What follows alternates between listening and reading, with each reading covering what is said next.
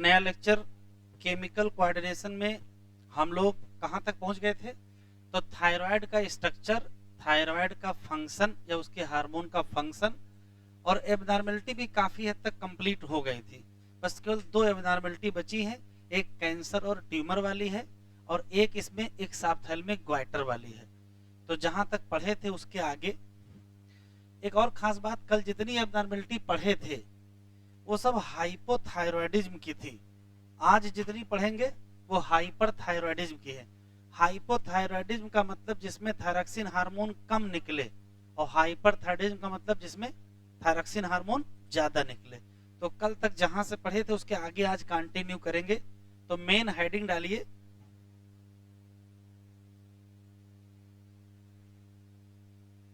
Main heading डालिए hyperthyroidism.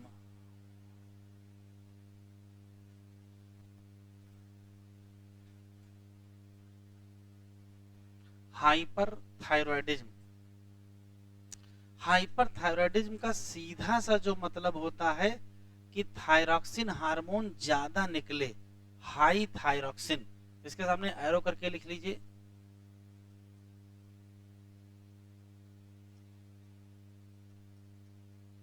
High thyroxine in blood. ठीक। अब सवाल यह है कि ब्लड में थायरॉक्सिन का लेवल हाई क्यों होगा? तो उसका कोई ना कोई कारण होगा। तो कारण देखो क्या है। तो पहला कारण है कि या तो हो जाए कैंसर,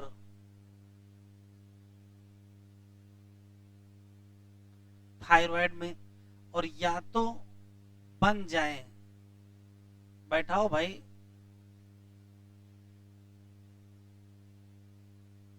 नोड्यूल। नोड्यूल का फॉर्मेशन, नोड्यूल का मतलब होता है गांठें बन जाना। तो ये थायराइड ग्लैंड में गांठें बन जाएं, formation of nodule in thyroid. तो इन दोनों का मतलब जरा समझ लो क्या है। जब कभी कहीं कैंसर या ट्यूमर होता है तो आर्गन थोड़ा बड़ा हो जाता है क्योंकि सेल की संख्या बढ़ जाती है।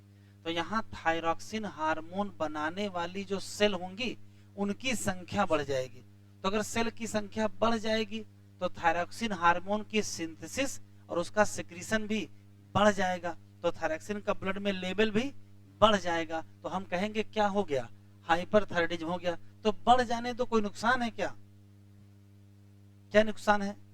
तो थायरॉक्सिन हार्मोन का सीधा रिलेशन मेटाबॉलिज्म से है। तो हमारे शरीर की मेटाबॉलिज्म एबनॉर्मल हो जाएगी और मेटाबॉलिज्म का रिलेशन फिजियोलॉजी से है। तो फिजियोलॉजी क्या हो जाएगी? एबनॉर्मल हो जाएगी। तो पूरी चेन ये है कि इन दोनों का रिजल्ट ये होगा कि बढ़ जाएगी increase synthesis and secretion of thyroid hormone. और जब इसका रिजल्ट ये होगा कि बढ़ जाएगा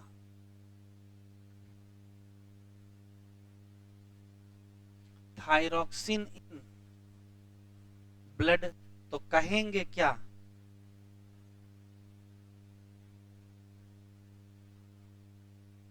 हाइपर थायरॉयडिज्म। और नुकसान क्या होगा? ये इफेक्ट करेगी बहुत खतरनाक तरीके से। एनसीईआरटी में जो लिखा है, एडवर्सली इफेक्ट करेगी किसको?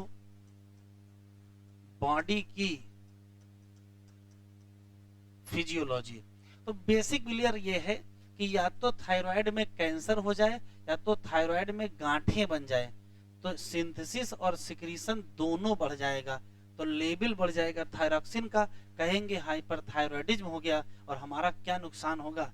Body physiology. लिखते चलो।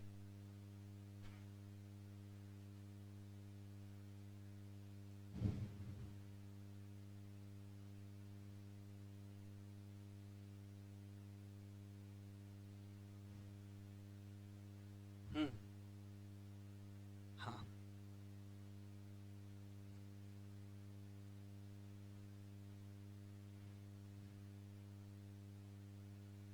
बैठाओ उज्जवल बेटा इनको।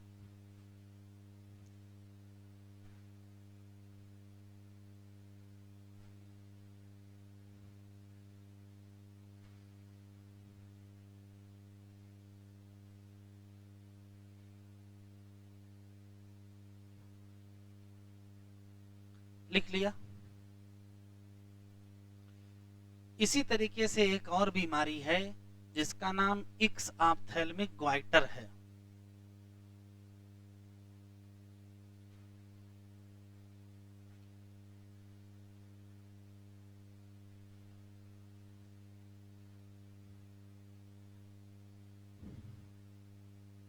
तो दूसरी बीमारी है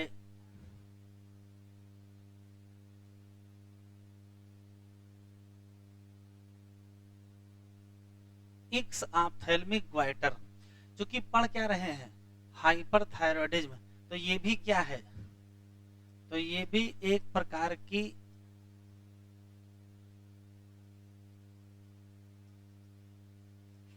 हाइपरथायरॉयडिज्म ही है। ये भी एक प्रकार की हाइपरथायरॉयडिज्म ही है। बस खास बात देखो, इसका नाम ये क्यों पड़ा। तो इक्स का मतलब होता है बाहर आ जाना, ऑप्थेल्मिक का मतलब आंखें। तो क्या आंखें निकल के हाथ में आ जाएंगे? हाथ में थोड़े आ जाएंगे, आंखें वही रहेंगे, थोड़ा सा आगे शिफ्ट हो जाएंगे। क्यों? पीछे कोई धक्का दे रहा है आंखों को? क्या धक्का नहीं दे रहा है, पीछे म्यूकस कलेक्ट हो जाता है। तो आंखों के पीछे म्यूकस कलेक्ट हो जाएगा तो आंखें थोड़ी आगे शिफ्ट हो जाएंगी। तो आंखें थोड़ी आगे शिफ्ट हो जाएंगी तो बड़ी बड़ी दिखाई पड़ने लगेंगी। इसी नाते इसका नाम इक्स ऑप्थेल्मिक है। और ग्लैंड भी क्या करेगी, बड़ी हो जाएगी। तो ग्लैंड बड़े होने के नाते नाम क्या पड़ गया, ग्वाइटर पड़ गया। तो यहाँ क्या क्या होगा, तो कहोगे इनलार्जमेंट होगा। किसका? थायराइड ग्लैंड का। और साथ में प्रोट्रूजन ऑफ आईबाल होगा, आंखें थोड़ी सी आगे शिफ्ट हो जाएंगी। अच्छा ठीक है, रियल में समस्या क्या होगी? तो आप सोचो, अगर थायरॉक्सिन हार्मोन ज्यादा है हमारे ब्लड में तो बीएमआर क्या होगा, ज्यादा। तो बीएमआर अगर ज्यादा होगा तो बॉडी टेम्परेचर भी ज्यादा होगा, और अगर बॉडी टेम्परेचर ज्यादा होगा तो गर्मी भी ज्यादा लगेगी। तो इस व्यक्ति को गर्मी ज्यादा लगती है। अच्छा, बीएमआर अगर ज्यादा होगा तो एनर्जी प्रोड्यूस करने में फैट बहुत बर्न हो जाएगी। तो ये आदमी देखने में बहुत दुबला पतला होगा, इसका वेट क्या होगा, लॉस। थायराइड की दो बीमारियां होती हैं, एक होती वजन बढ़ाने वाली, एक होती वजन घटाने वाली। तो ये कौन सी वाली है, वजन घटाने वाली। तो और क्या होगा यहाँ, हाई बीएमआर। इसी नाते हाई बॉडी टेम्परेचर, ठीक है। इसी नाते गर्मी बर्दाश्त करना मुश्किल होगा, हीट इनटॉलरेंस। इसमें वेट लॉस होगा। तो ये दोनों बीमारियां किसकी हैं, हाइपर थायरॉयडिज्म की हैं।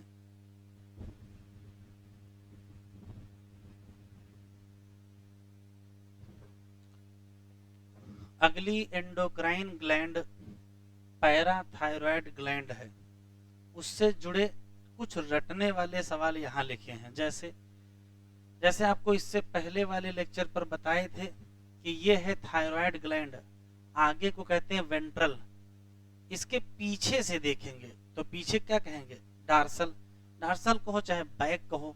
तो किसी भी थायराइड ग्लैंड का जो लोब होता है उसमें दो पैराथायरॉयड ग्लैंड पाई जाती हैं। एक लोब में दो तो दूसरे लोब में भी दो, तो टोटल कितनी होंगी, तो टोटल 4 पैराथायरॉयड ग्लैंड होंगी।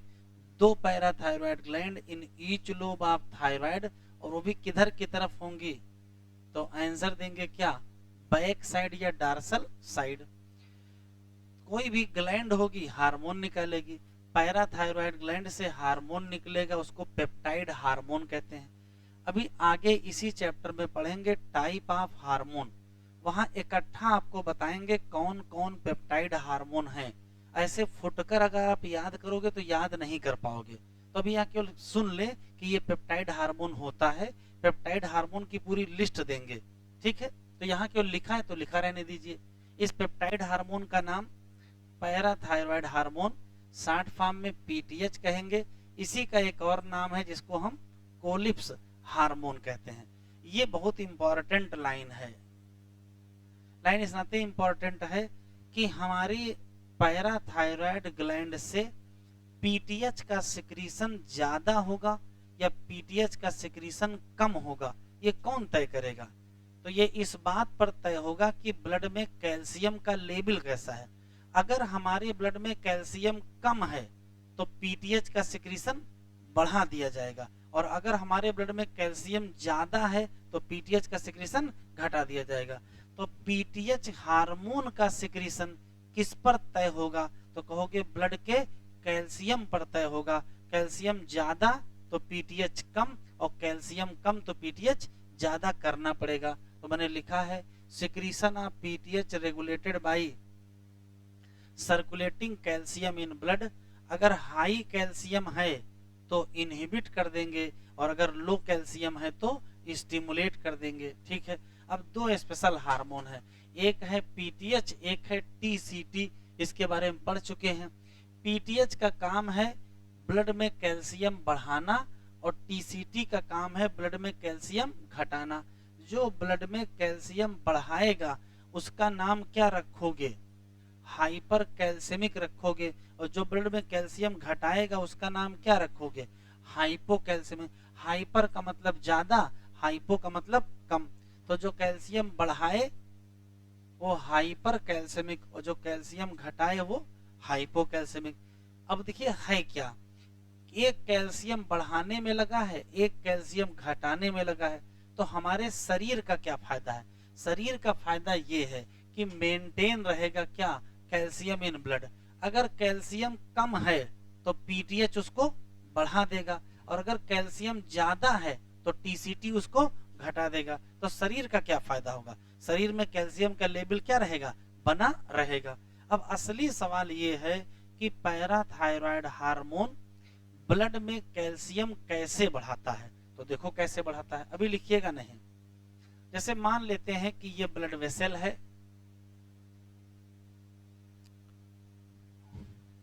और इस ब्लड वेसल के अंदर ब्लड है, और इसमें कैल्शियम है। तो ब्लड में कैल्शियम कैसे बढ़ेगा? तो ब्लड में कैल्शियम बढ़ाने के तीन तरीके हैं। कि एक तरीका है कि जो इंटेस्टाइन है वहां हम लोगों का डाइजेस्टेड फूड होगा, तो डाइजेस्टेड फूड में जो कैल्शियम है उसको कहां पहुंचा दिया जाए? ब्लड में पहुंचा दिया जाए, तो ब्लड में कैल्शियम का लेवल बढ़ जाएगा। दूसरा, हम लोगों की रीनल ट्यूब्यूल,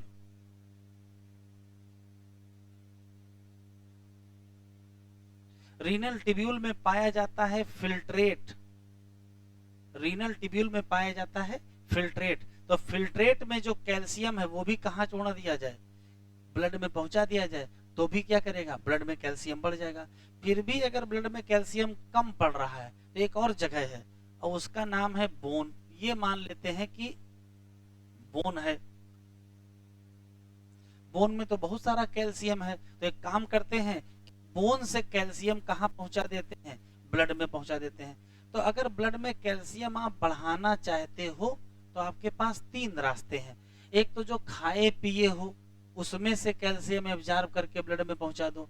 एक जो रीनल ट्यूब्यूल में फिल्ट्रेट है उसमें जो कैल्शियम पड़ा है उसको ब्लड में पहुंचा दो। और तीसरा कहां से? बोन से कैल्शियम रिलीज कर दो। तीन ही ऑप्शन हमारे पास हैं।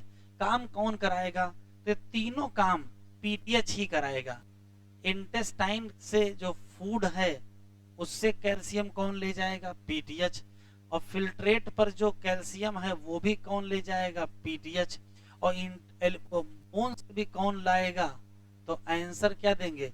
पीटीएच। एक और काम होना है, ब्लड में कैल्शियम का करोगे क्या? तो ब्लड के कैल्शियम की स्थिति ये है कि भाई यहाँ जो कैल्शियम है उसको डिपॉजिट भी तो करना है बोन में। बोन मजबूत तो उसी से होंगी। तो ब्लड के कैल्शियम को बोन में पहुंचाने की जिम्मेदारी विटामिन डी की है। और यहाँ जो एब्जॉर्ब करते हैं इसमें भी विटामिन डी लगा है। तो देखो नेचर ने बड़ी अच्छी व्यवस्था की है क्या, कि इंटेस्टाइन में जो कैल्शियम है वो पहले जाएगा ब्लड में, और ब्लड से चला जाएगा बोन में। और कल को जब कम पड़ेगा तो बोन से कहां जाएगा? ब्लड में आ जाएगा। तो इंटेस्टाइन से ब्लड में ले जाने में भी विटामिन डी का रोल है और ब्लड से बोन पर ले जाने में भी विटामिन डी का रोल है। छोटे बच्चों में अगर अक्सर विटामिन डी और कैल्शियम की कमी हो जाती है तो उनकी हड्डियां कमजोर रह जाती हैं। एक और क्वेश्चन, मान लेते हैं कि कैल्शियम ज्यादा हो गया तो आप क्या करोगे? तो ब्लड के कैल्शियम को एक काम करिए, फिल्ट्रेट में डाल दीजिए। तो अगर ब्लड के कैल्शियम को फिल्ट्रेट में डाल दोगे तो ये कहां पास हो जाएगा? यूरिन में पास हो जाएगा। ये काम कौन कराएगा? तो आंसर देंगे टीसीटी कराएगा। तो देखो इधर से इधर कौन ले गया? पीटीएच, और इधर से इधर कौन लाया? टीसीटी। फिल्ट्रेट से ब्लड में कौन ले जाएगा? तो पीटीएच ले जाएगा। और ब्लड से फिल्ट्रेट में कौन डाल देगा? तो आंसर देंगे क्या? टीसीटी। तो अगर बढ़ा है तो, अगर घटा है तो इधर से इधर जाएगा, और अगर बढ़ा है तो इधर से इधर आएगा। बनाओ। अच्छा एक क्वेश्चन और, बोन में कैल्शियम मिलेगा कैसे? तो फिर बोन हमको तोड़ना पड़ेगा। बोन तोड़ने की जो प्रोसेस है उसका नाम बोन डिसोल्यूशन है, या इसी को बोन रिजर्प्शन या डी मिनरलाइजेशन। डी मिनरलाइजेशन मतलब मिनरल निकाल लेना। अगर कैल्शियम बोन को दिया जाए तो ये मिनरलाइजेशन है, और कैल्शियम निकाल लिया जाए तो डी मिनरलाइजेशन है। लिखो।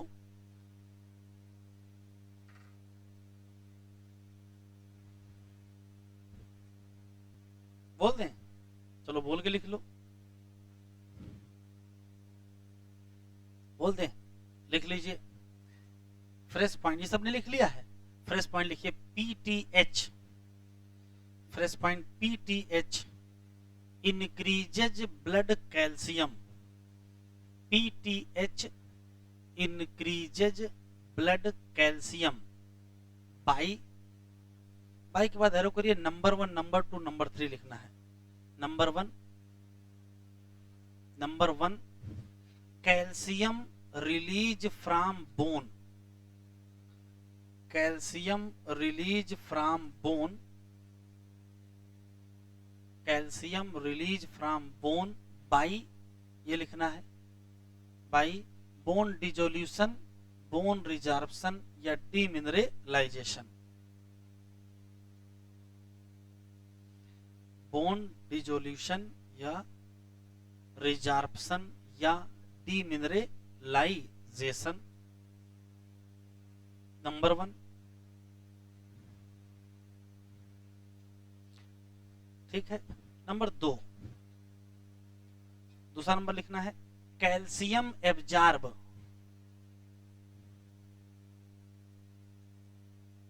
Calcium absorb from digested food. Digested food,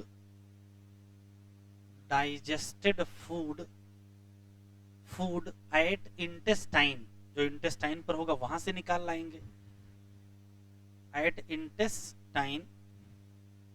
और तीसरा कैल्शियम एब्जॉर्ब, तीसरा point calcium absorb, absorb from filtrate. Calcium absorb from filtrate at renal tubule. ये 3 तरीके हैं ब्लड में कैल्शियम बढ़ाने के। अब ये नंबर 1, नंबर 2, नंबर 3 लिख ही लिया है, फ्रेश पॉइंट लिखना है। तो फ्रेश पॉइंट लिखिए, लिखिए टीसीटी मतलब ये टीसीटी, टीसीटी फ्रेश पॉइंट है। TCT reduce calcium in blood, ये घटाएगा। कैसे? कैसे? तो इधर देखो, कैल्शियम को कहां डाल देंगे? फिल्ट्रेट में। और डालने को कौन सी प्रोसेस बोलते हैं? अगर कोई चीज फिल्ट्रेट में डाली जाती है तो उसको सिक्रीशन कहते हैं। तो कैल्शियम सिक्रीट कर देंगे फिल्ट्रेट में, और कहां पास होगा? यूरिन में। By calcium secretion, by calcium secretion in filtrate, calcium secretion in filtrate. चलो एनसीईआरटी ओपन करो।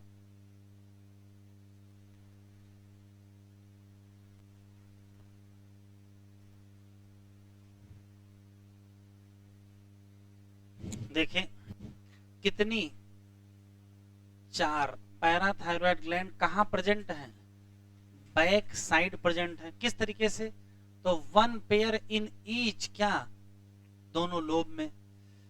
पैराथायरॉयड ग्लैंड सिक्रीट करता है क्या, पेप्टाइड हार्मोन, नाम क्या, पैराथायरॉयड हार्मोन। ये बहुत इंपॉर्टेंट है, टिक कर लो इसको। Secretion of PTH is regulated by, क्या लिखा है, circulating level of calcium ion. ये बहुत इंपॉर्टेंट है, ब्लड में कैल्शियम कितना है यही तय करेगा कि पीटीएच ज्यादा निकलेगा कि कम निकलेगा। पैराथायरॉयड हार्मोन या पीटीएच बढ़ा देगा क्या, कैल्शियम, कहां, ब्लड में।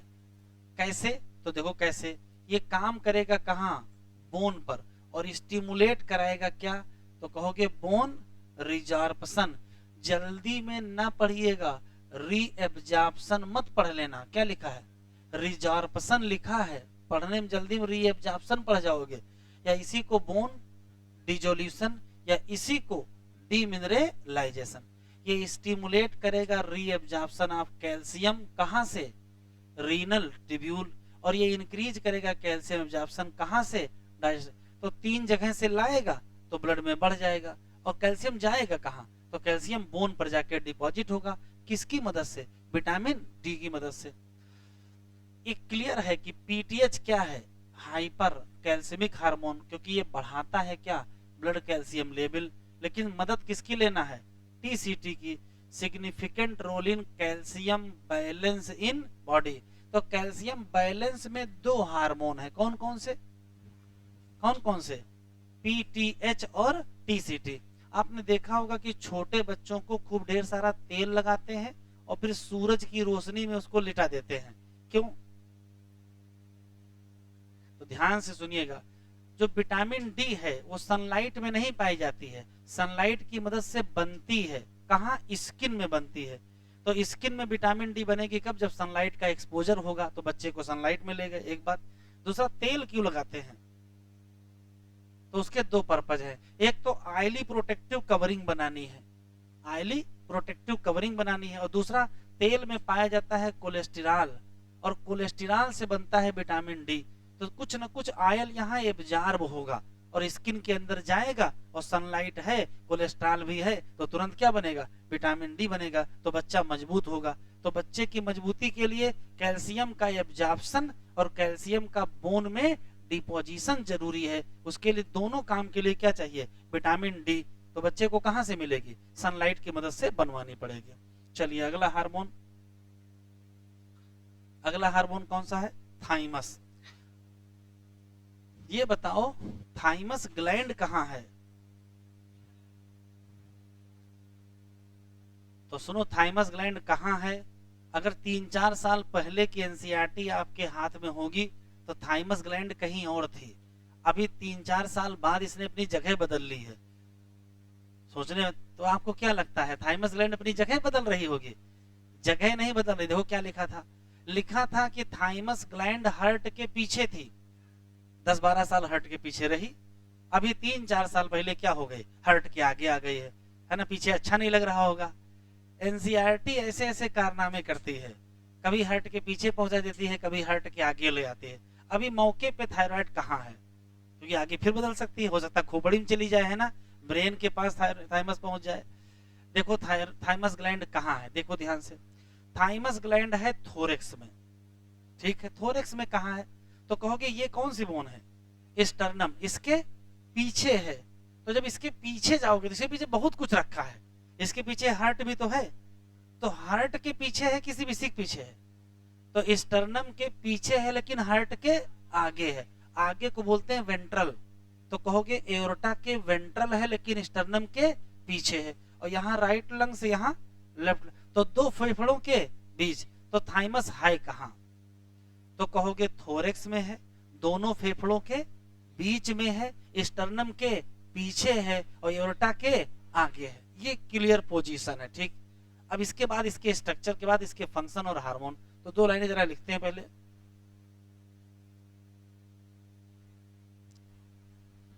चलिए हेडिंग डालिए, thymus gland.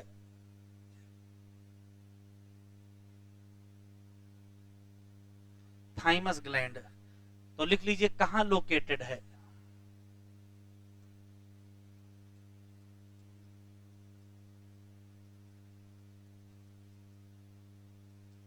Located in thorax. Thorax में कहां है? Between lungs. और कहां है?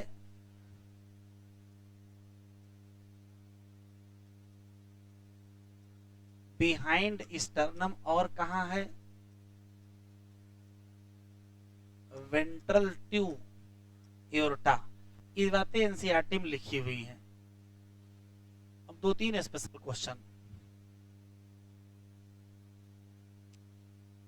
थाइमस एक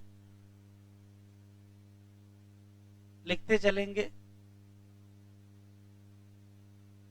लोब्यूलर स्ट्रक्चर है। ऐसा कोई भी स्ट्रक्चर जिसमें लोब पाए जाएं, जैसे थायराइड ग्लैंड में लोब है, लोब्यूलर स्ट्रक्चर है। थाइमस में लोब है, लोब्यूलर स्ट्रक्चर है। इवन हमारे लिवर में भी लोब होते हैं और हमारे लंग्स में भी लोब होते हैं। तो जहां कहीं लोब, उसका नाम लोब्यूलर स्ट्रक्चर। दूसरा, यहां से एक हार्मोन निकलेगा, वो भी क्या होगा? Peptide hormone. कौन सा हार्मोन निकलेगा? Peptide hormone. लिखते चले, नाम क्या है? थाइमोसिन। काम क्या है?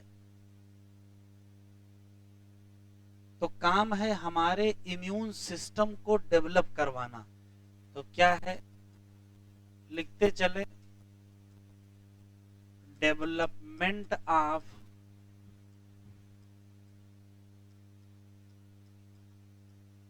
Immune system. क्वेश्चन पूछा जाता है कौन सी एंडोक्राइन ग्लैंड है जो इम्यून सिस्टम के डेवलपमेंट में रोल अदा करती है? तो ग्लैंड कौन सी? थाइमस। और हार्मोन कौन सा? थाइमोसिन। लेकिन सवाल यह है कि इम्यून सिस्टम डेवलप कैसे करेंगे? तो देखो कैसे डेवलप करेंगे।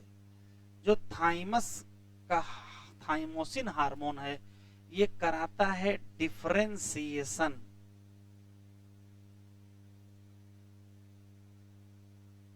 किसका? T lymphocyte. और इसी से मिलती है सेल मीडिएटेड इम्यूनिटी। ये क्या होती है हम लोग इम्यूनिटी में डिटेल में पढ़ेंगे, फिर भी अभी आप रटेंगे कि ये डिफरेंशिएशन किसका कराएगा? टी लिम्फोसाइट का। और उससे कौन सी इम्यूनिटी मिलेगी? Cell mediated. लेकिन यही नहीं रुकेगा, ये काम और करेगा, ये एंटीबॉडी प्रोडक्शन भी करवाएगा। अब एंटीबॉडी प्रोडक्शन, इम्यूनिटी जब पढ़ेंगे तब पता चलेगा एंटीबॉडी प्रोडक्शन कौन करता है। तो आंसर देंगे बी लिम्फोसाइट। और इससे जो इम्यूनिटी बनती है इसको ह्यूमोरल इम्यूनिटी कहते हैं। तो काम की बात ये हो गई कि टी लिम्फोसाइट और बी लिम्फोसाइट दोनों पर इसका रोल है। तो मेन काम ये है, तो याद रखिएगा इसका मेन काम यही है। कैसे पता चला? तो थाइमस का जो टी है, थाइमस का जो टी है वही कहां गया है? T lymphocyte. तो टी लिम्फोसाइट का जो टी है वो कहां से आया है? आंसर क्या देंगे? थाइमस से आया है। एक स्पेशल सवाल, जैसे जैसे उम्र बढ़ेगी वैसे वैसे थाइमस ग्लैंड क्या कर जाएगी? तो बताओ, थाइमोसिन का सिक्रीशन बढ़ेगा कि घटेगा? तो रिजल्ट ये होगा, रिड्यूस थाइमोसिन। तो बताओ इम्यूनिटी बढ़ेगी घटेगी? तो इम्यूनिटी कमजोर होगी।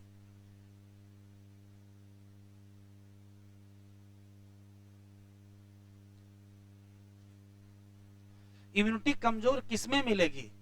तो ओल्ड पर्सन में। बूढ़े लोगों की इम्यूनिटी क्या रहती है? कमजोर। क्यों? क्योंकि थाइमस ग्लैंड क्या कर जाती है? डिजनरेट। तो आप देखे होंगे जितने हम लोगों को टीके लगते हैं वो बचपन में लगते हैं। जितने भी टीके वैक्सीन जो लगती है वो कब लगती है? बचपन में ही तो लगती। क्यों? बचपन में हम लोगों की थाइमस ग्लैंड बढ़िया काम कर रही होती है, तो उसी समय सारा वैक्सीनेशन करते हैं और सारी इम्यूनिटी डेवलप करवा लेते हैं। अब मान लेते 40 साल का कोई हो गया, अब उसको वैक्सीन लगवाएंगे तो अब उसकी थाइमस ग्लैंड में वो बात ही नहीं बची होगी, तो इम्यूनिटी अच्छी डेवलप ही नहीं होगी। तो इम्यूनिटी डेवलप करवाने का सारा काम यंग एज में, शुरुआत में कराया जाता है, जब थाइमस बढ़िया काम करती है। ठीक है, तो बूढ़े लोगों की इम्यूनिटी क्या होती है? कमजोर। क्यों? क्योंकि थाइमस ग्लैंड क्या हो रही है? डिजनरेट, काफी ज्यादा डिजनरेट हो चुकी है, तो थाइमोसिन क्या होगा? कम होगा। कौन कौन सी ग्लैंड उम्र बढ़ने पर घटती हैं? थाइमस तो सामने ही है। और पिनियल ग्लैंड भी क्या करती है? डिजनरेट होती है। ठीक है, टेम्परेरी एंडोक्राइन ग्लैंड कौन कौन कौन कौन सी? 4। टेम्परेरी पैंक्रियाज टेम्परेरी नहीं यार, ऐसा ना कहो भाई। थाइमस ग्लैंड टेम्परेरी है, पिनियल ग्लैंड टेम्परेरी है, प्लेसेंटा टेम्परेरी है और कार्पस लूटियम टेम्परेरी है। चलो एनसीईआरटी ओपन करो।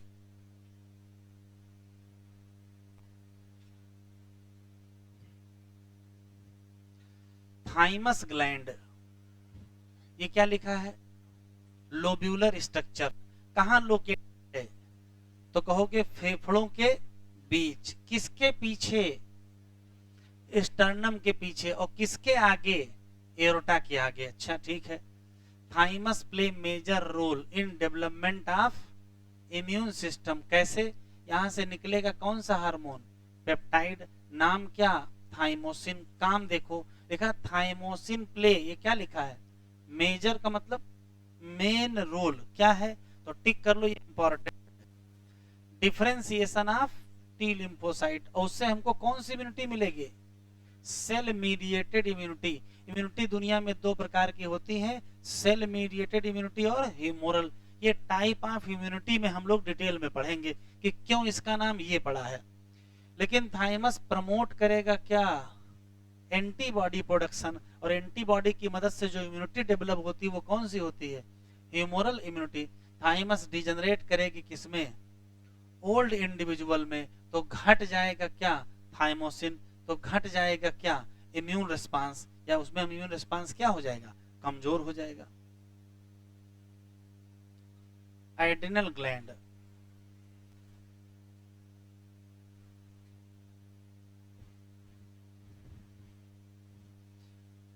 इस साल एक क्वेश्चन एड्रिनल ग्लैंड का आया था, इसी साल। हेडिंग डालें एड्रिनल ग्लैंड।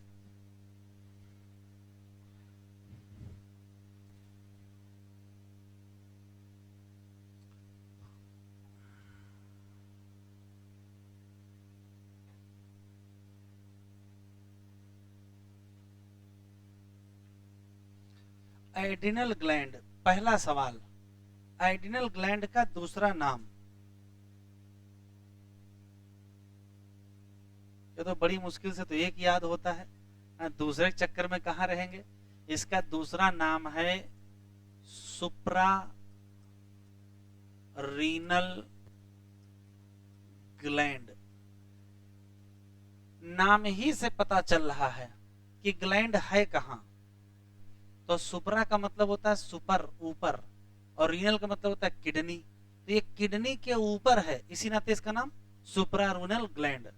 तो लिखेंगे लोकेटेड एबव किडनी। तो चाहे एबव किडनी कहो, चाहे एंटीरियर ऑफ किडनी कहो। किडनी के एंटीरियर साइड की तरफ पाई जाती है। कैसे? अगर डायग्राम देखें तो मान लेते हैं कि ये किडनी है, तो किडनी पर ये एड्रिनल ग्लैंड है,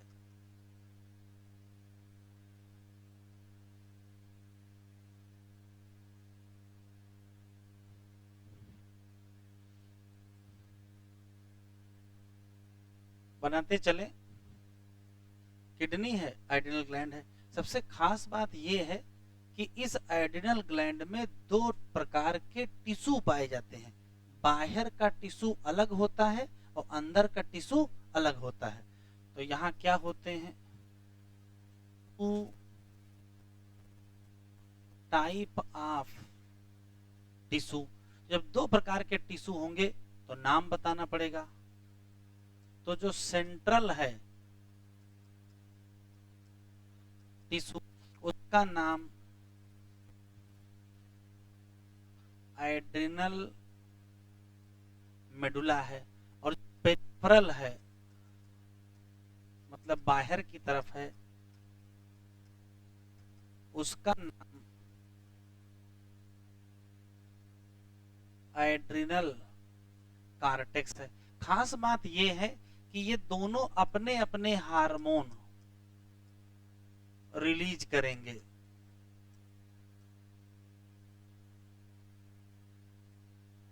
एनसीईआरटी में एक डायग्राम भी बना है।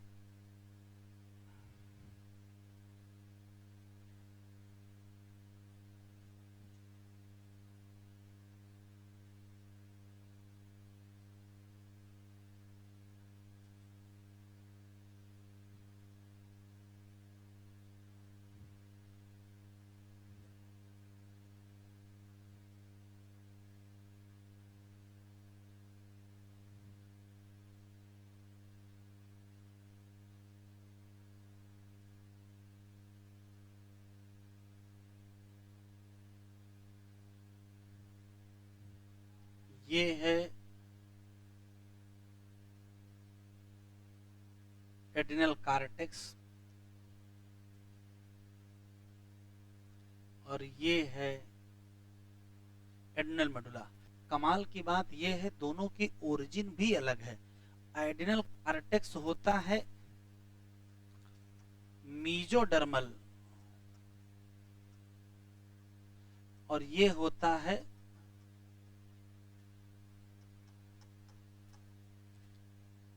इक्टोडर्मल। जानते हो क्यों इक्टोडर्मल होता है? एड्रिनल मेडुला का जो टिश्यू है वो वास्तव में न्यूरल ओरिजिन का होता है। नर्वस सिस्टम में सिंपैथेटिक न्यूरल सिस्टम सुने हो? सिंपैथेटिक न्यूरल सिस्टम के जो न्यूरॉन है वही मॉडिफाई होकर के क्या बनाते हैं? एड्रिनल मेडुला बनाते हैं। इसी नाते न्यूरॉन की ओरिजिन एक्टोडर्मल, तो एड्रिनल मेडुला की ओरिजिन एक्टोडर्मल। तो वास्तव में ये है क्या? तो ये एक्सटेंशन है ऑफ सिंपैथेटिक न्यूरल सिस्टम।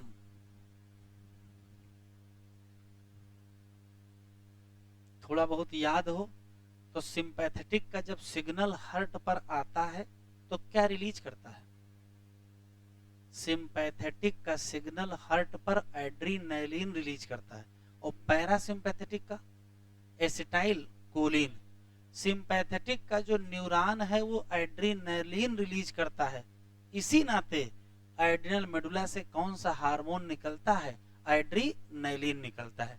कौन सा ऐसा केमिकल है जो हार्मोन भी है और न्यूरोट्रांसमीटर भी है? तो आंसर क्या देंगे? एड्रीनलिन या एपिनेफ्रिन। थोड़ा बहुत याद हो पुराना तो इतना लिख लिया। अच्छा, पुरानी वाली एनसीईआरटी और नई वाली एनसीईआरटी में एक अंतर है। यहाँ 3 लाइनें जबरदस्ती लिख दी हैं। वो पुरानी एनसीईआरटी में 3 थी ही नहीं। किसी ने उनको बताया होगा कि ये चीज छूट गई है, तो कहीं भी जोड़ दो, तो जोड़ दिया इन्होंने तुरंत।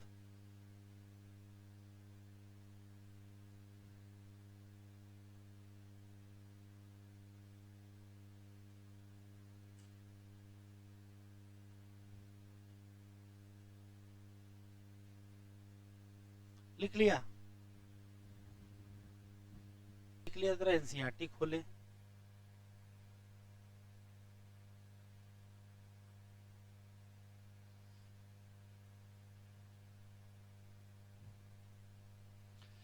लिखा है our body has one pair adrenal gland. One pair क्यों लिखा है? तो भाई दो किडनी है तो दो एडिनल ग्लैंड होंगे। एबव द ईच किडनी, सही बात है। ग्लैंड कंपोज्ड ऑफ, क्या लिखा है? Two type of tissue. तो जो सेंट्रल वाला है उसका नाम क्या पड़ गया, और जो बाहर की तरफ है उसका नाम क्या पड़ गया? कार्टेक्स। ये तीन लाइनें पहले नहीं लिखी थी, अभी 2 ही 3 साल पहले, 4 साल पहले ये 3 लाइनें अचानक बढ़ा दी हैं। तो साइड हेडिंग डालिए एडिसन डिजीज। पहले देख लेते हैं क्या बढ़ा दिया इन्होंने। थोड़ा बहुत याद होगा तो एंडोक्राइन नोलॉजी के फादर कौन है? Thomas Edison. उन्हीं के नाम पर है ये बीमारी, कौन सी? Edison disease. क्या कॉन्सेप्ट दिया गया है? तो यहां से भी एक लाइन याद रखना है कि एडिनल ग्लैंड में दो पार्ट हैं, कार्टेक्स और मेडुला। कार्टेक्स का भी हार्मोन होगा, मेडुला का भी हार्मोन होगा। एडिनल कार्टेक्स के हार्मोन का सिक्रीशन कम हो जाए, क्यों कम होगा वो एक अलग पार्ट है। किसी तरीके से एडिनल कार्टेक्स का सिक्रीशन कम हो जाए, तो जैसे सिक्रीशन कम होगा वैसे कार्बोहाइड्रेट मेटाबॉलिज्म गड़बड़ हो जाएगी। और अगर कार्बोहाइड्रेट मेटाबॉलिज्म गड़बड़ हो गई तो शरीर में ग्लूकोज कम होने लगेगा। तो जैसे ग्लूकोज कम होने लगेगा हमको कमजोरी लगने लगेगी, तो अचानक वीकनेस और फटीक आ जाता है। इसी बीमारी का नाम क्या है? एडिसन। देखो ऐसे लिखा। अंडर प्रोडक्शन का मतलब कम, कौन सा हार्मोन? एडिनल कार्टेक्स का। तो क्या गड़बड़ हो जाएगा?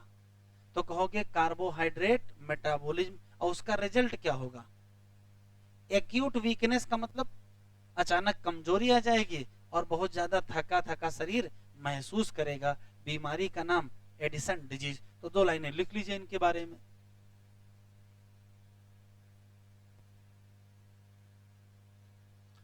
Addison disease.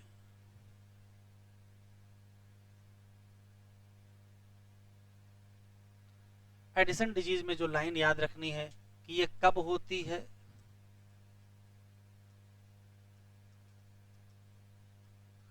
अंडर प्रोडक्शन किसका? हार्मोन का। कहां से? Adrenal cortex. रिजल्ट क्या होगा? गड़बड़ हो जाएगी। कौन सी मेटाबॉलिज्म? Carbohydrate metabolism. रिजल्ट क्या होगा? अचानक वीकनेस, और क्या आएगा? फटीग।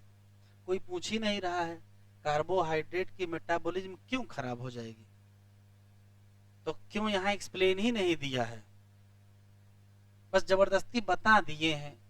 अगर हम लोग एड्रिनल कार्टेक्स के हार्मोन पढ़ चुके होते और उसके बाद ये लाइन लिखे होते तो सब लोग बताते कि कार्बोहाइड्रेट मेटाबॉलिज्म क्यों खराब हुई है। तो पहले एड्रिनल कार्टेक्स के हार्मोन का फंक्शन तो पढ़ें, तब एबनॉर्मेलिटीज पढ़े। एबनॉर्मेलिटी पहले बता दिए हैं, फंक्शन बाद में बताए दे रहे हैं। तो एनसीईआरटी में दिया तो हम लिखा दिए हैं। अभी हम एड्रिनल कार्टेक्स पूरा पढ़ लेंगे और सबसे पूछेंगे कि एड्रिनल कार्टेक्स के हार्मोन की कमी से कार्बोहाइड्रेट की मेटाबॉलिज्म अल्टर हो जाती है, क्यों? तो सभी लोग इसका जवाब देंगे। क्लियर है? तो अभी परेशान ना हो, अभी क्यों मिल जाएगा। हमको एक एक करके पढ़ना है। पहले हम लोग पढ़ेंगे कौन सा? एड्रिनल कार्टेक्स, और फिर पढ़ेंगे कौन सा? नहीं, पहले पढ़ेंगे एड्रिनल मेडुला और फिर पढ़ेंगे कॉर्टेक्स। तो मेन हेडिंग डालिए adrenal medulla. Main heading adrenal medulla.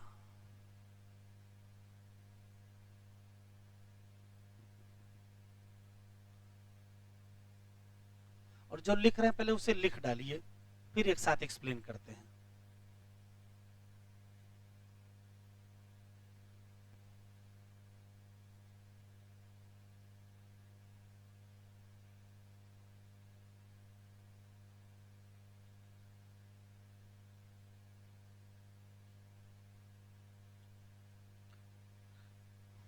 देखें, एड्रिनल मेडुला से निकलते हैं दो हार्मोन, तो दोनों के नाम याद होने चाहिए, पहला हार्मोन और दूसरा हार्मोन। पहले हार्मोन का नाम एड्रीनलिन या इसी का दूसरा नाम एपिनेफ्रिन है, और दूसरे हार्मोन का नाम नार एड्रीनलिन या नार एपिनेफ्रिन है। पहला सवाल यहीं से निकला है कि कौन से ऐसे केमिकल हैं जो हार्मोन भी हैं और न्यूरोट्रांसमीटर भी हैं, तो उसमें आंसर यही मिलेगा। ये एक्ट एज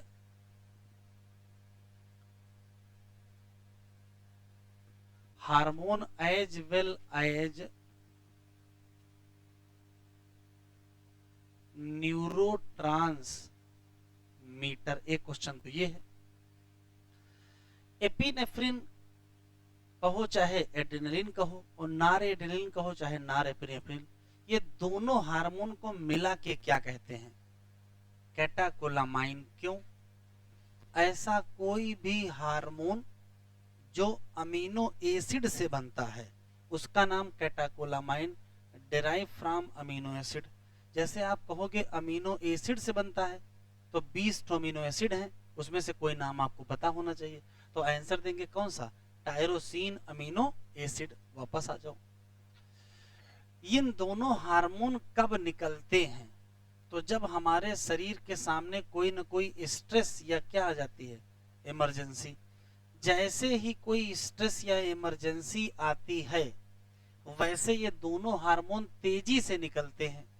इसी नाते इन दोनों हार्मोन को स्ट्रेस हार्मोन या इमरजेंसी हार्मोन या हार्मोन ऑफ फाइट फ्लाइट या इन्हीं को 3F हार्मोन कहते हैं। अब 3F में पहला F कौन सा है? तो पहला F है फ्राइट। फ्राइट का मतलब होता है भय। तो जब भय पैदा होता है, डर, तो हमारे पास दो ऑप्शन होते हैं, या तो वहां से भाग के जान बचाएं या तो लड़ के जान बचाएं। लड़ेंगे तो क्या होगा? फाइट, और भागेंगे तो फ्लाइट। तो इस नाते इसको उड़ो लड़ो हार्मोन कहते हैं। उड़ो लड़ो, या तो उड़ेंगे या तो लड़ेंगे। चाहे उड़ें और चाहे लड़ें, लक्ष्य एक ही है, जान बचाना। तो जान बचाने के लिए दो ऑप्शन है, एनर्जी तो चाहिए ही। तो अगर जान बचा के भागेंगे तो भी एनर्जी लगेगी, और मौके पे लड़ेंगे, दुश्मन को मारेंगे तो भी एनर्जी लगेगी। तो ये सब कहाँ आएगा? फ्राइट के बाद। तो फ्राइट के बाद या तो इंडिविजुअल रिस्पांस क्या देगा? फाइट का, और या तो रिस्पांस क्या देगा? फ्लाइट का। चाहे जो भी रिस्पांस दे, ये काम कौन कराएगा? तो आंसर देंगे क्या? एड्रीनलिन। अब होता क्या है जरा समझिए।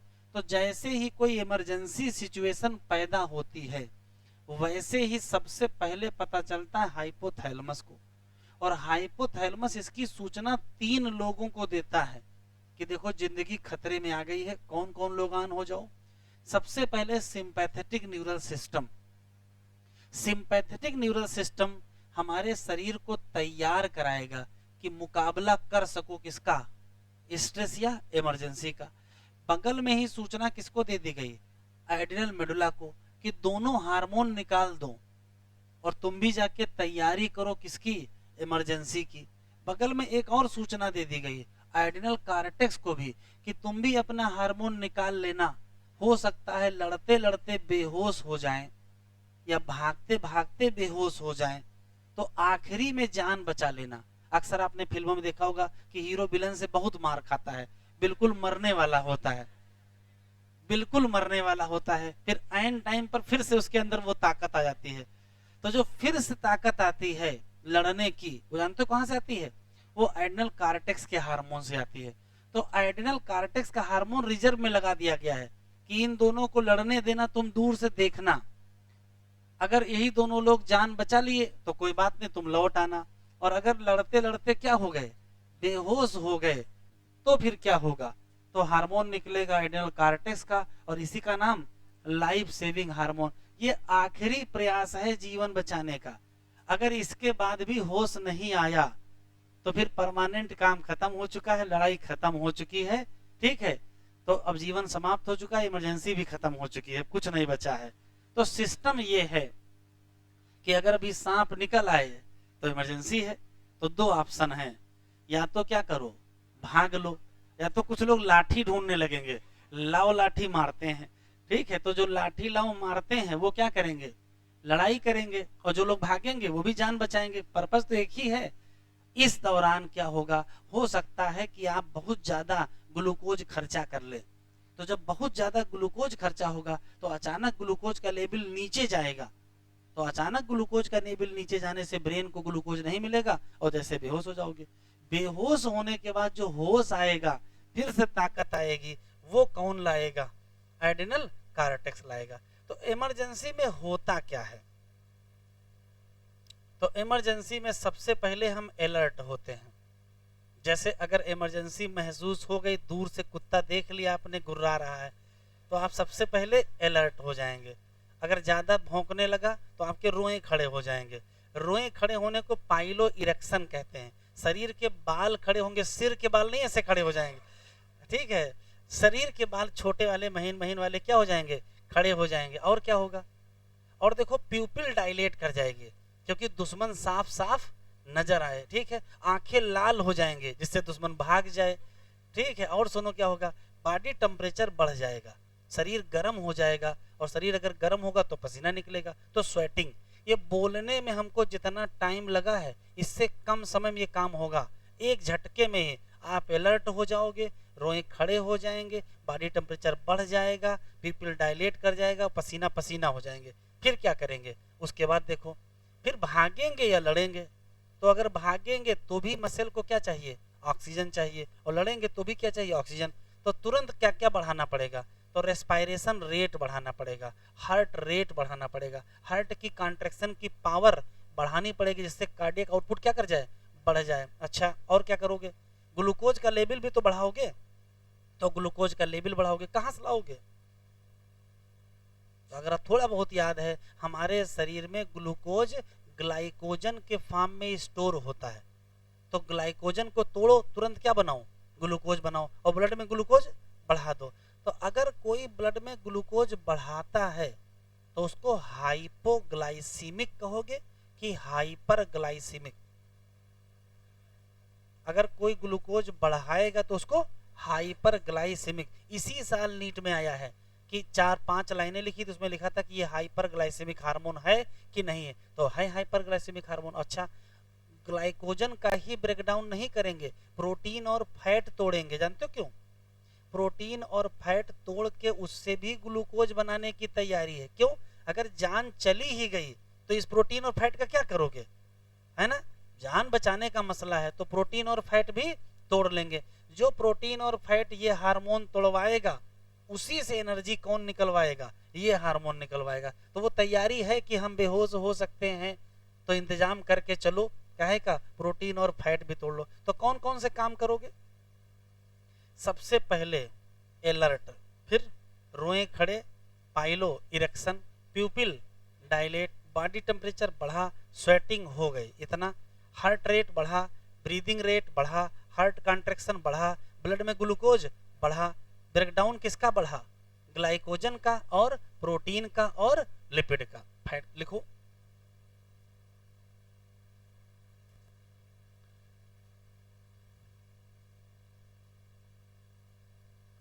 एड्रीनलिन एंड नार एड्रीनलिन क्या क्या काम कराएंगे, तो ये कई काम कराएंगे। सबसे पहले बढ़ा देंगे,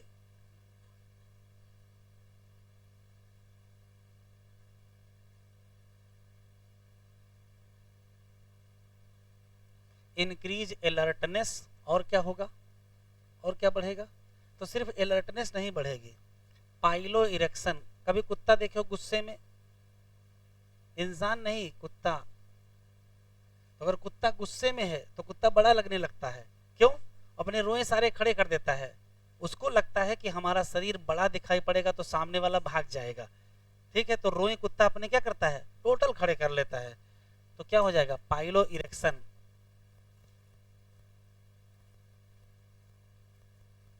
राइज होगा, प्यूपिल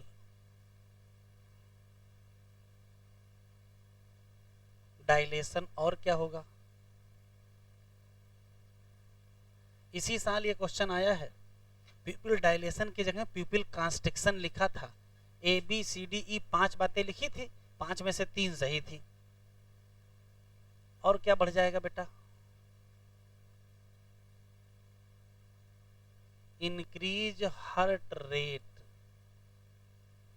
और क्या बढ़ जाएगा? स्ट्रेंथ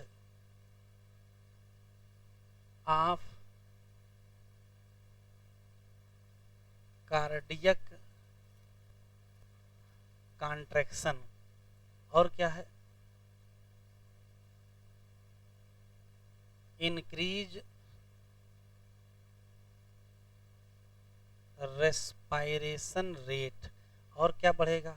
सब बढ़ेगा ही। Increase glucose concentration.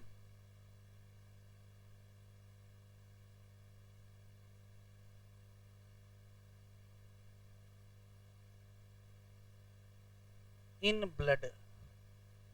तो बताओ हाइपरग्लाइसेमिक है कि नहीं है? हाइपरग्लाइसेमिक है कि नहीं है? हैं। तो यही इसी साल पूछा है।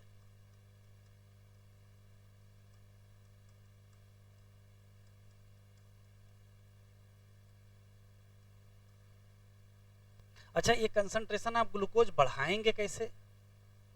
तो इससे लिए करा देंगे क्या? ब्रेकडाउन। किसका? ग्लाइकोजन का। और ग्लाइकोजन के ब्रेकडाउन को कहते क्या हैं?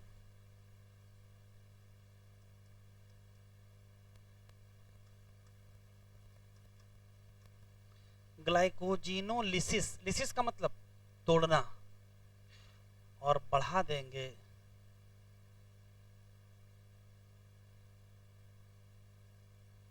Breakdown of protein and lipid.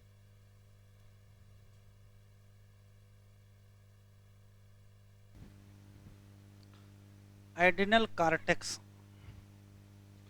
Adrenal cortex की खास बात यह है कि यहाँ 3 लेयर पाई जाती हैं। तो फिर लेयर के नाम आपको याद होने चाहिए। बाहर वाली लेयर, बीच वाली लेयर और अंदर वाली लेयर। बाहर वाली लेयर नाम जोना ग्लोमेरुलोसा, बीच वाली का नाम जोना फैसिकुलेटा और अंदर वाली का नाम जोना रेटिकुलरिस। और सबके अपने अपने हार्मोन निकलते हैं। जोना ग्लोमेरुलोसा से जो हार्मोन निकलेगा उसका नाम मिनरेलोकार्टिकॉइड। यहाँ से जो हार्मोन निकलेगा ग्लूकोकार्टिकॉइड और यहाँ से जो निकलेगा सेक्स कार्टिकॉइड। खास बात यह है कि सबके नाम में ये शब्द लगा है। इसी नाते एड्रिनल कॉर्टेक्स के जितने हार्मोन हैं उन सब को कार्टिकॉइड हार्मोन या कार्टिकोस्टेरॉइड हार्मोन या स्टेरॉइड हार्मोन भी कहते हैं। अब कार्टिकॉइड हार्मोन ही 3 प्रकार के होते हैं। जो मिनरल में इन्वॉल्व हो, जो वाटर और इलेक्ट्रोलाइट बैलेंस मेंटेन करे, उसका नाम क्या रखोगे? मिनरेलोकार्टिकॉइड। जो कार्बोहाइड्रेट की मेटाबॉलिज्म में इन्वॉल्व हो, उसका नाम क्या रखोगे? ग्लूकोकार्टिकॉइड। कार्बोहाइड्रेट का मतलब ग्लूकोज हुआ, तो जो ग्लूकोज में इन्वॉल्व हो उसका नाम ग्लूकोकार्टिकॉइड। और जो सेक्सुअल चेंजेज में इन्वॉल्व हो उसका नाम क्या? सेक्स कार्टिकॉइड। अब कौन सा ग्लूको मिनरेलोकार्टिकॉइड हमारी बॉडी में निकलता है? तो मेनली कौन सा? एल्डोस्टेरॉन। कौन सा ग्लूको निकलता है? तो मेनली कौन सा? कार्टिसाल। और कौन सा सेक्स कार्टिकॉइड? तो आंसर क्या देंगे? Androgenic steroid. तो यहाँ सब कुछ लिखा हुआ है। क्या? एड्रिनल कॉर्टेक्स में कुल 3 लेयर, जोना ग्लोमेरुलोसा, जोना फैसिकुलेटा, जोना रेटिकुलरिस। ग्लोमेरुलोसा से निकलेगा मिनरेलोकार्टिकॉइड। इसका नाम मिनरेलोकार्टिकॉइड किस नाते है? क्योंकि ये मिनरल या वाटर और इलेक्ट्रोलाइट बैलेंस में इन्वॉल्व है। और मेनली कौन निकलेगा? एल्डोस्टेरॉन। ग्लूकोकार्टिकॉइड का काम है कार्बोहाइड्रेट मेटाबॉलिज्म करना, और इसका मेन कौन सा है? कॉर्टिसॉल। और सेक्स कार्टिकॉइड का मेन काम है सेक्सुअल चेंजेस लाना। इसमें मेन कौन है? एड्रिनल एंड्रोजन या एंड्रोजेनिक स्टेरॉइड। इन सब को मिला करके एक नाम दिया गया, कौन सा? कार्टिकॉइड या कार्टिकोस्टेरॉइड या कौन सा? Steroid hormone. एक एक करके पढ़ना है। तो पहली हेडिंग डालिए साइड में, फंक्शन ऑफ ग्लूकोकार्टिक्वाइड। पहले ये पढ़ेंगे, फिर ये पढ़ेंगे, फिर ये पढ़ेंगे। तो साइड हेडिंग डालें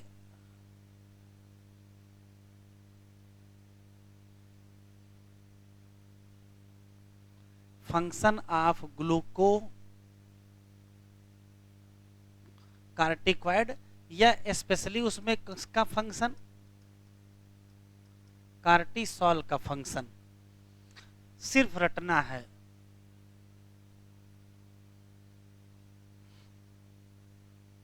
कौन कौन से फंक्शन करेंगे हमारे साथ लिखते चले। ये स्टिमुलेट करेंगे,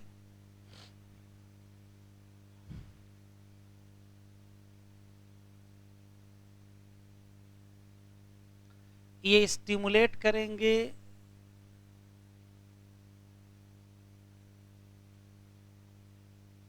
ग्लूकोनियोजेनेसिस, लाइपोलिसिस, प्रोटियोलिसिस। मतलब बता दीजिए बस। ग्लूकोनियोजेनेसिस का मतलब ग्लूकोज बनाएंगे प्रोटीन और फैट से, लाइपोलिसिस का मतलब फैट का ब्रेकडाउन करेंगे, और प्रोटियोलिसिस का मतलब प्रोटीन का ब्रेकडाउन करेंगे। ये इनहिबिट करते हैं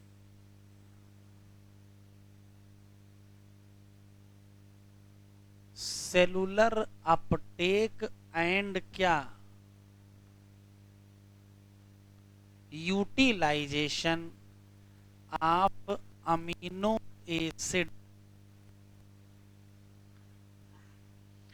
अमीनो एसिड सेल ज्यादा यूज ना करने पाए, क्यों, अमीनो एसिड से प्रोटीन बन जाएगी। अभी प्रोटीन तोड़ी गई है और सेल क्या करेगी, अमीनो एसिड से प्रोटीन बनाएगी। तो सेल से कहो नहीं, अभी अमीनो एसिड से प्रोटीन ना बनाओ, क्योंकि अमीनो एसिड से बनाना है ग्लूकोज। क्योंकि करना क्या है, ग्लूकोनियोजेनेसिस मेंटेन करेंगे कार्डियो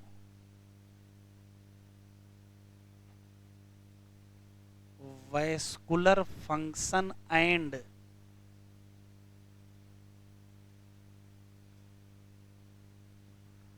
किडनी फंक्शन।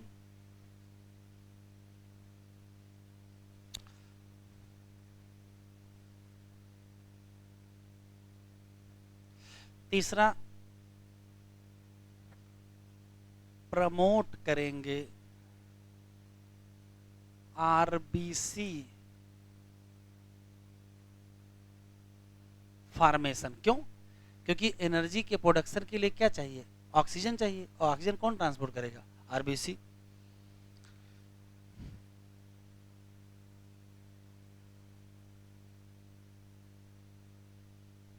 चाहे ग्लूकोकार्टिक्वाइड हो चाहे कॉर्टिसाल हो, ये प्रोड्यूस करेंगे एंटी इंफ्लामेटरी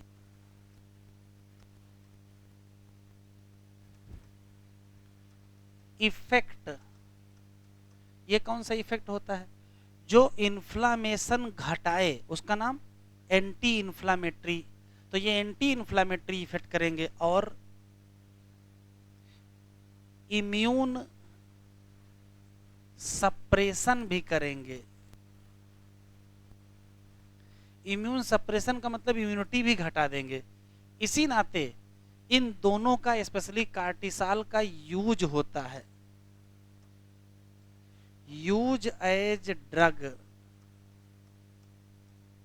ये दवाई की तरीके से होता है। जैसे मान लेते किसी के घुटने में दर्द हो रहा हो, काफी दिनों से घुटने में सूजन हो, तो उसको स्टेरॉयड हार्मोन खिला देंगे। स्टेरॉयड हार्मोन सूजन क्या करेगा, घटा देगा। सूजन घटाने को ही इन्फ्लामेशन घटाना कहते हैं। तो ये इस्तेमाल होगी as anti inflammatory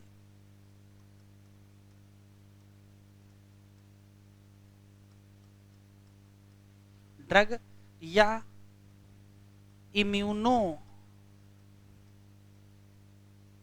suppressive drug. ये बताओ ये हाइपरग्लाइसेमिक है कि नहीं है।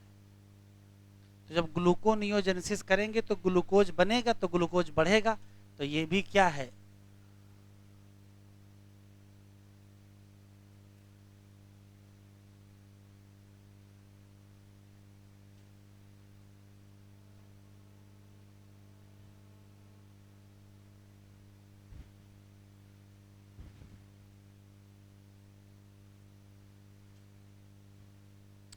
कोई फंक्शन छूटा तो नहीं एनसीईआरटी में से, देखो हो गए। अगला फंक्शन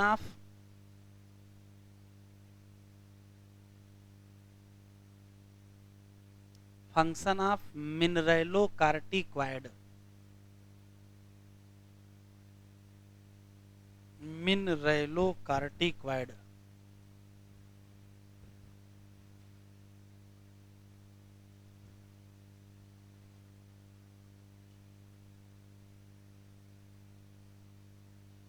थोड़ा बहुत हमको अगर याद हो इसकी ट्री से, तो मिनरेलोकार्टिक्वाइड हार्मोन में एल्डोस्टेरॉन कहाँ काम करता है, किडनी पर। और किडनी में कहाँ काम करता है, तो डिस्टल टिब्यूल पर। और क्या करता है, तो वहां याद होगा, वहां एब्जॉर्प्शन या री एब्जॉर्प्शन कराएगा सोडियम और वाटर का, लेकिन वहां सिक्रीशन भी कराता है पोटेशियम और फास्फेट का। नहीं याद आया, हम लोग इसकी टीम पढ़े थे। यहां तक हो गया है।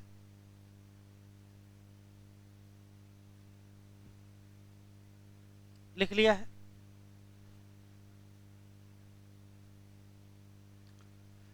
तो साइड हेडिंग डालें,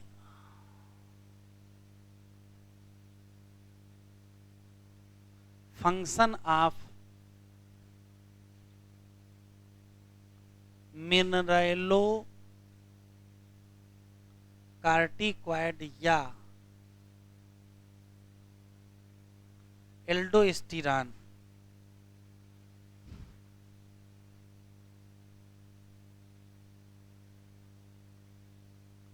लिखना है बस फंक्शन, जैसे कहां काम करेगा,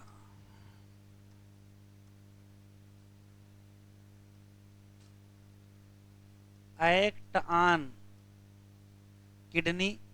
किडनी में कहां काम करेगा, रीनल टिब्यूल, या स्पेशली कहां काम करेगा, डीसीटी। करवाएगा क्या,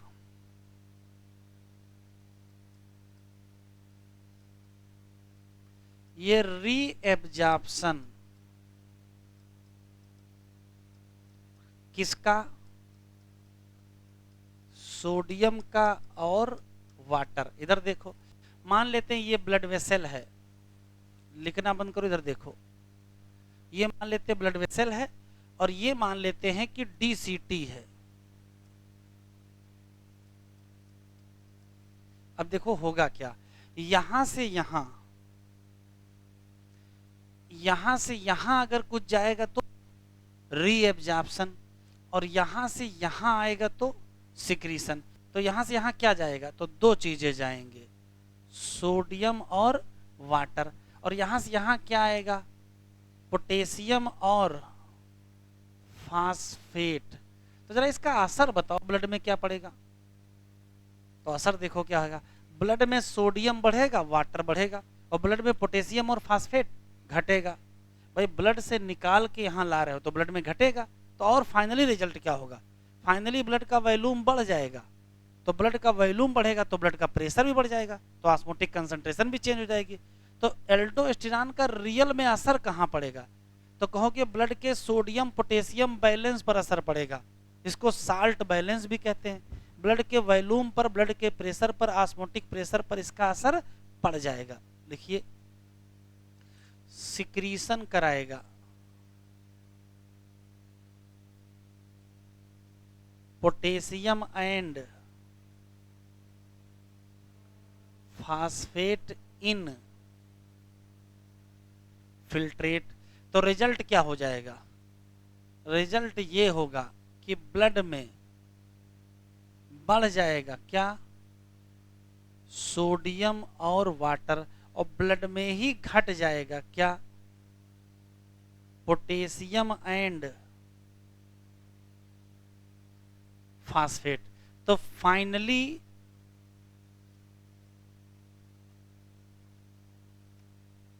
एल्डोस्टेरॉन क्या करेगा,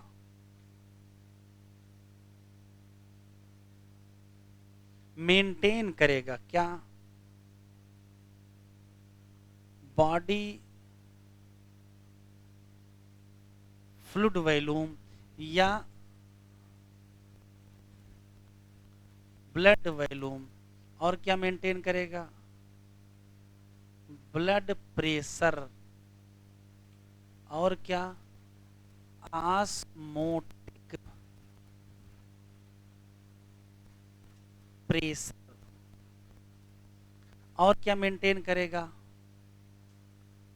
सोडियम पोटेशियम बैलेंस या साल्ट बैलेंस।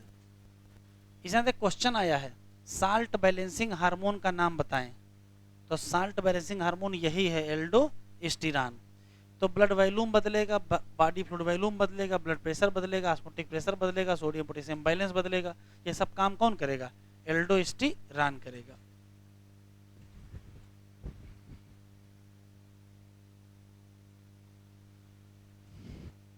अगला हार्मोन कौन सा है, सेक्स कार्टिकॉइड या एंड्रोजेनिक स्टीरॉयड।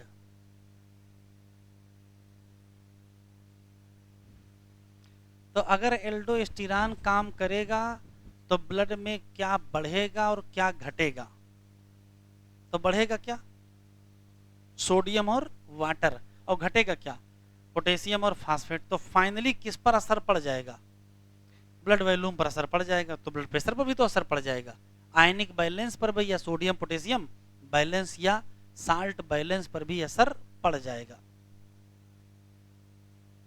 अगला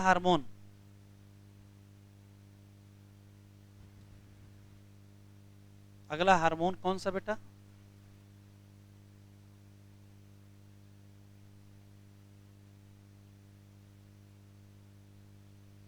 सेक्स कार्टिकॉइड या एंड्रोजेनिक स्टीरॉयड।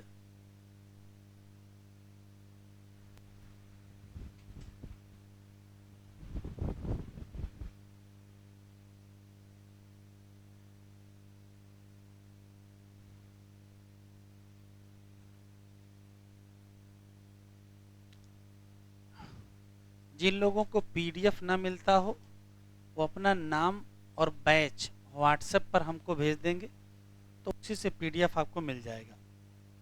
तो अगर कुछ लिखने में छूट जाए तो पीडीएफ से लिख लीजिएगा।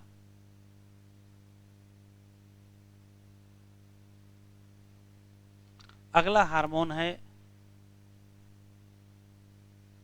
सेक्स कार्टिकॉइड या एंड्रोजेनिक स्टीरॉयड। सुन लीजिए, एक लाइन फिर लिखिएगा। किसी मेल या फीमेल का जन्म होता है और जन्म के बाद 12-13 साल की एज में सेक्सुअल मैच्योरिटी होती है, जिसको प्यूबर्टी कहते हैं। उस समय मेल और फीमेल में बहुत सारे बदलाव होते हैं। उन बदलावों को कहा जाता है सेकेंडरी सेक्सुअल कैरेक्टर। जैसे मेल की आवाज भारी हो जाती है, मेल में फेस पर हेयर हो जाते हैं, फेस के हेयर के अलावा प्यूबिक बोन पर हेयर, तो प्यूबिक हेयर और एक्जिलरी हेयर भी होते हैं, और भी बहुत सारे चेंज आते हैं। फीमेल में ब्रेस्ट का डेवलपमेंट होता है, फीमेल में मेंस्ट्रुअल साइकिल स्टार्ट होती है। तो ये सारी घटनाएं प्यूबर्टी की एज पर होती हैं। इन सारी घटनाओं के पीछे हार्मोन होता है। रियल में कौन सा, तो मेल में टेस्टोस्टेरॉन होता है और फीमेल में एस्ट्रोजन और प्रोजेस्टेरॉन होता है। लेकिन इस हार्मोन का भी रोल होता है। तो ये हार्मोन रियल में क्या करता है, तो प्यूबर्टी की एज पर प्यूबिक हेयर, एक्जिलरी हेयर और फेशियल हेयर का जो एपियरेंस है उसमें इसका इंपॉर्टेंट रोल होता है। तो सिर्फ क्या करता है, ये कराता है, लिख लीजिए, एपियरेंस ऑफ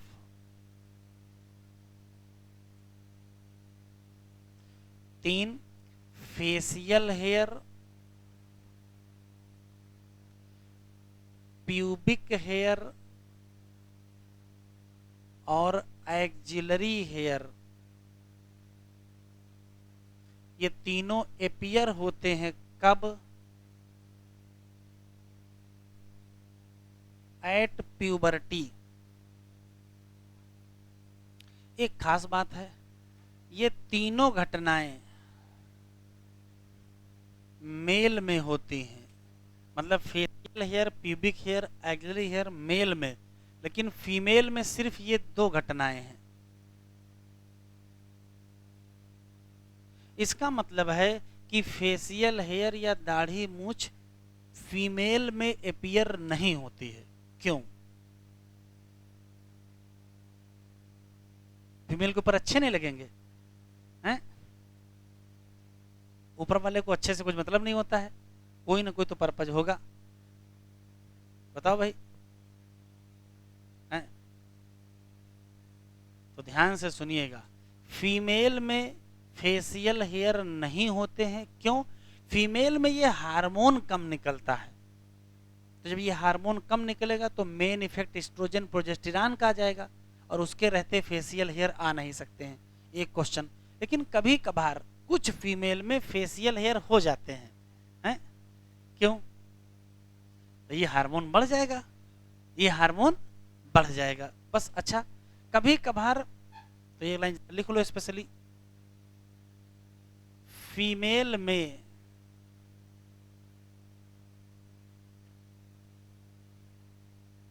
फेशियल हेयर क्या होते हैं, एब्सेंट। क्यों? तो एब्सेंट आंसर होता है लो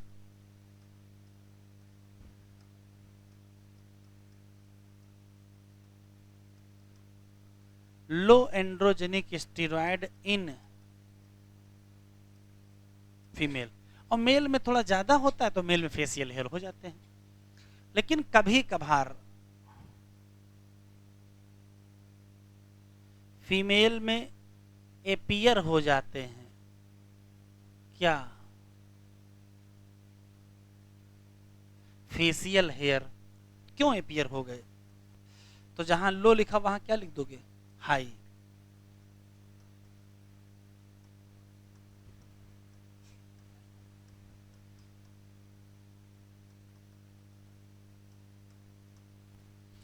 ऐसी कंडीशन अगर हो गई तो ये एक बीमारी है जिसको कहते हैं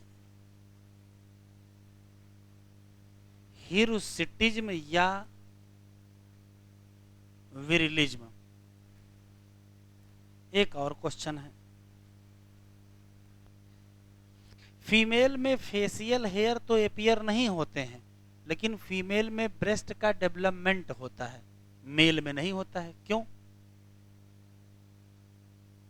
देखिए ध्यान से सुन लीजिए, प्यूबर्टी की एज पर मेल और फीमेल में जितने बदलाव आते हैं उन सब के पीछे हार्मोन होते हैं। मेल में ब्रेस्ट का डेवलपमेंट हुआ है, पीछे एस्ट्रोजन प्रोजेस्टेरॉन है फीमेल में, और मेल में नहीं हुआ है, उसके पीछे टेस्टोस्टेरॉन है। तो मेल में क्या होता है, टेस्टोस्टेरॉन हार्मोन ज्यादा काम करता है, इसी नाते ब्रेस्ट का डेवलपमेंट नहीं होता है। लेकिन मान लेते हैं कि ये हार्मोन मेल में कम निकलने लगे, इसको कम निकलना कहाँ चाहिए, फीमेल में, और निकलने कहाँ लगा, कम, मेल में। तो अगर मेल में ये हार्मोन कम निकला तो मेल में ब्रेस्ट का डेवलपमेंट होने लगेगा, और बीमारी का नाम गायनेकोमैस्टिया। तो मेल में ब्रेस्ट का क्या होने लगे, डेवलपमेंट होने लगे। क्यों? तो कहोगे लो एंड्रोजेनिक स्टेरॉयड, और बीमारी का नाम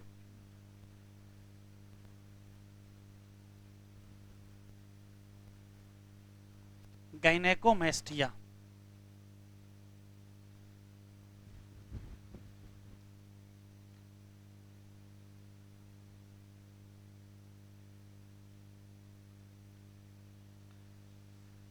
पूरी एड्रिनल ग्लैंड पढ़नी है। आवर बॉडी, यहां तक तो हम लोग पढ़ चुके थे, यहां तक पढ़ चुके थे ना। ये किडनी, ये एड्रिनल कार्टेक्स मेडुला, यहां शुरू करेंगे। एड्रिनल मेडुला से सिक्रीट होंगे कितने हार्मोन? 2 हार्मोन, नाम एड्रिनलिन या इसी का नाम, और दूसरे का नाम नार एड्रिनल, या ये हार्मोन को मिला जुला के क्या कहते हैं? कैटाकोलामाइन। क्यों? क्योंकि बनते हैं अमीनो एसिड से। एड्रिनलिन हो चाहे नार एड्रिनलिन हो, ये तेजी से निकलेंगे किसके रिस्पांस में? तो किसी स्ट्रेस या इमरजेंसी में। और इन्हीं नाते इनका नाम क्या रखना पड़ा? इमरजेंसी या हार्मोन किसका? फाइट और फ्लाइट। ये हार्मोन करेंगे क्या? तो देखो यहाँ लिखा है इंक्रीज, एक बार लिख दिया, आगे इनकी समझते जाओ। अलर्टनेस बढ़ाएगा, प्यूपिल डायलेशन कराएगा, पाइलो इरेक्शन कराएगा, स्वेटिंग कराएगा। दोनों हार्मोन क्या कराएंगे? हार्ट बीट बढ़ाएंगे, स्ट्रेंथ ऑफ हार्ट कॉन्ट्रैक्शन बढ़ाएंगे, रेट ऑफ रेस्पिरेशन बढ़ाएंगे। कैटाकोलामाइन का मतलब ये दोनों हार्मोन स्टिमुलेट करेंगे ब्रेकडाउन ऑफ ग्लाइकोजन। और ग्लाइकोजन के ब्रेकडाउन को कहते क्या हो? ग्लाइकोजिनोलिसिस। तो अगर ग्लाइकोजन टूटेगा तो ग्लूकोज बनेगा, और ग्लूकोज बनेगा तो इंक्रीज करेगा concentration of glucose in blood. साथ में ये तोड़ देंगे किसको? ब्रेकडाउन किसका? लिपिड और प्रोटीन। यहां शुरू हो गया क्या? Adrenal cortex. Adrenal cortex divided into 3 layer, नाम जोना रेटिकुलरिस, अंदर से शुरू किया, इनर लेयर, जोना फैसिकुलेटा बीच की लेयर, और जोना ग्लोमेरुलसा आउटर लेयर। कोई बात नहीं। एड्रिनल कार्टेक्स से ढेर सारे हार्मोन निकलेंगे, और सबको क्या कहते हो? क्यों? सबके नाम में कार्टिकॉइड है। वो कार्टिकॉइड जो कार्बोहाइड्रेट की मेटाबॉलिज्म में इन्वॉल्व हो, उसका नाम ग्लूकोकार्टिकॉइड रखोगे। Corticoid which are involve in carbohydrate metabolism, उसका नाम रखना पड़ेगा क्या? और हमारे शरीर में कार्टिसाल क्या है? Main glucocorticoid. कार्टिकॉइड जो रेगुलेट करेगा बैलेंस किसका? वाटर और इलेक्ट्रोलाइट, उसका नाम रखना पड़ेगा क्या? और मेन के नाम पर कौन है? एल्डोस्टेरॉन। ग्लूकोकार्टिकॉइड के काम तो बहुत इंपॉर्टेंट, टिक करो। ये क्या करेगा? ग्लूकोनियोजेनेसिस, लाइपोलिसिस और प्रोटीओलिसिस। लेकिन इनहिबिट क्या करेगा? सेलुलर अपटेक एंड यूटिलाइजेशन किसका? अमीनो एसिड का।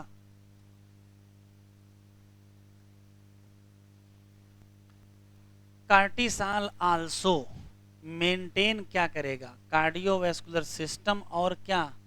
Kidney function. ये टिक कर लो। ग्लूकोकार्टिकॉइड स्पेशली कौन सा? कार्टिसाल क्या प्रोड्यूस करेगा? एंटी इन्फ्लामेटरी रिएक्शन, और सप्रेस करेगा क्या?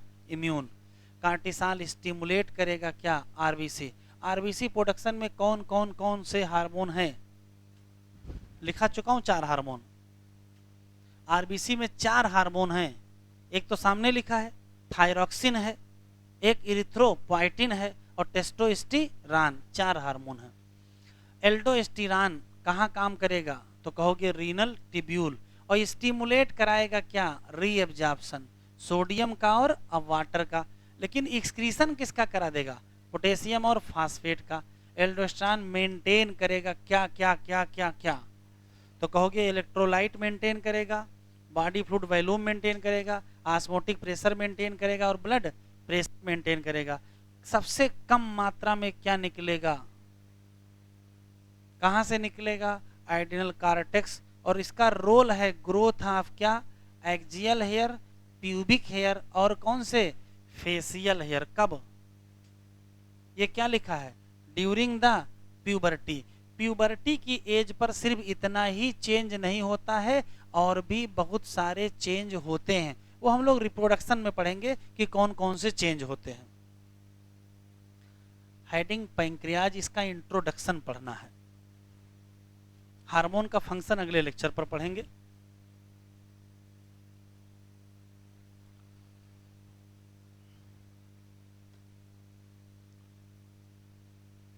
कल टेस्ट है, और टेस्ट की 3 टाइमिंग है। चाहे आप 11 बजे से 12 बजे तक दे दीजिएगा, या 2 बजे से लेकर के 3 बजे तक, या 3:30 बजे से 4:30 बजे तक। अगर और टाइम ना मिले तो उसके बाद भी आप दे सकते हो, ठीक है। तो जो भी आपको सुटेबल टाइम लगे उस टाइम आप टेस्ट दे दीजिएगा कल। हेडिंग डालें पैंक्रियाज।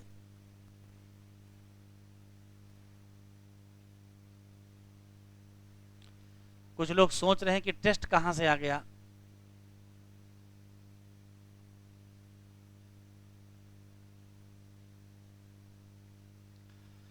पहले तो रटने वाले सवाल, जितना पहले से पता है कि पैंक्रियाज एक प्रकार का, लिखते चलेंगे, कंपाउंड ग्लैंड या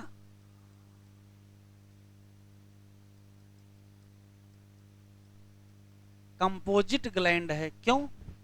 क्योंकि यहां पाए जाते हैं दोनों एक्सोक्राइन और क्या,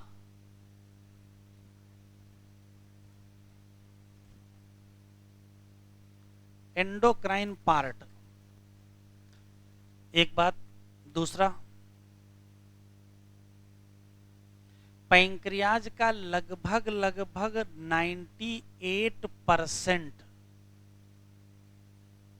जो हिस्सा होता है उसी को कहते हैं exocrine pancreas.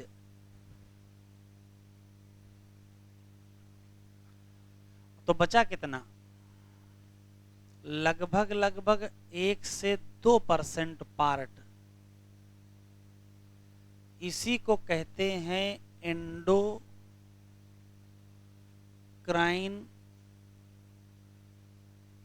Pancreas. Exocrine pancreas को कहते हैं या बना होता है पैंक्रियाटिक एसिनाई। एसिनाई सुराही को बोलते हैं, सुराही जैसा जो स्ट्रक्चर होता है उसको एसिनस बोलते हैं। तो पैंक्रियाटिक एसिनाई पाई जाती है, वही 98% है। तो बचा कितना? 2% पाई जाएंगी आइसोलेट ऑफ क्या,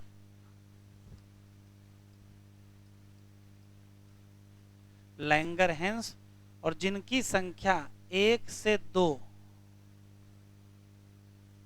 मिलियन। खास बात यह है कि पैंक्रियाटिक एसिनाई से जो सिक्रीशन होगा उसमें एंजाइम होगा, और यहां क्या होगा? हार्मोन होंगे।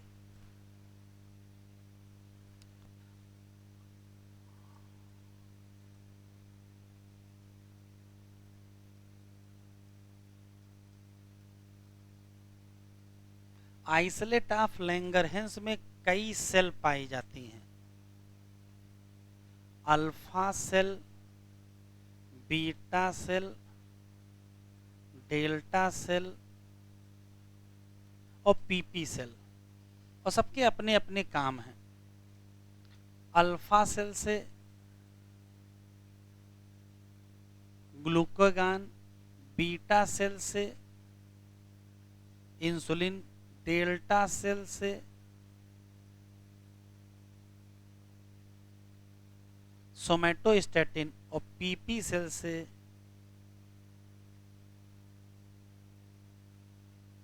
Pancreatic peptide.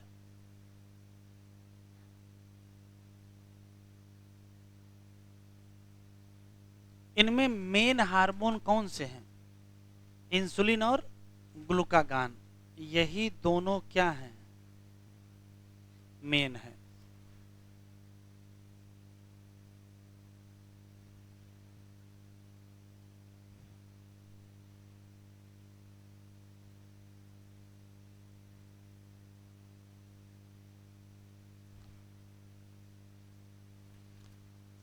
साइड में लिखें ग्लूकागॉन, और इससे जुड़े हुए सवाल। पहला सवाल है कि ये पेप्टाइड हार्मोन है। बस खास बात यह है कि यहां एक ही सिंगल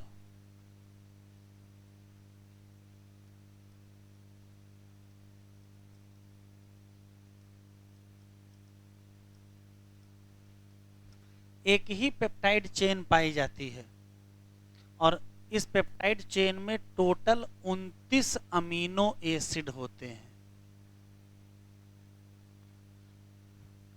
सिर्फ रटने वाले सवाल हैं। ये काम करेगा कहां?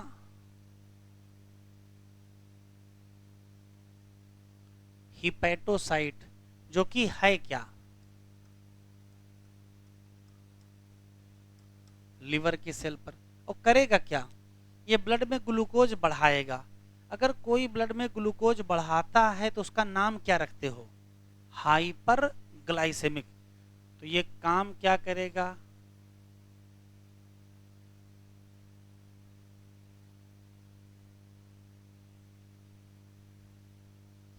हाइपर ग्लाइसेमिक हार्मोन, मतलब बढ़ा दे, इंक्रीज ब्लड ग्लूकोज। इसी तरीके से इंसुलिन भी एक प्रकार का पेप्टाइड हार्मोन है। बस खास बात है कि यहां दो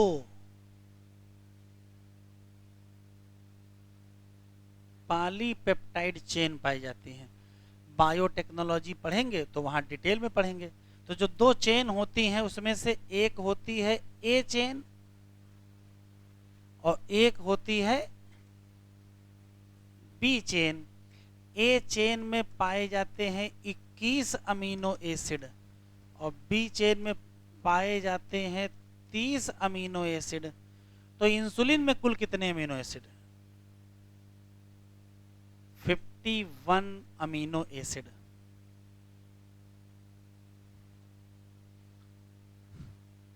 ये कहां काम करता था?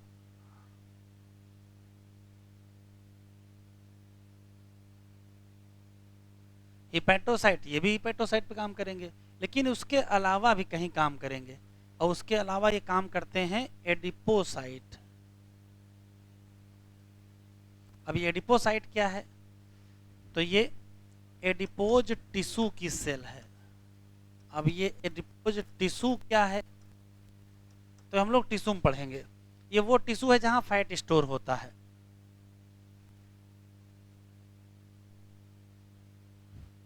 ये कैसा हार्मोन था? हाइपरग्लाइसेमिक, मतलब ग्लूकोज बढ़ा रहा था। तो ये कैसा होगा? हाइपोग्लाइसेमिक। तो ये है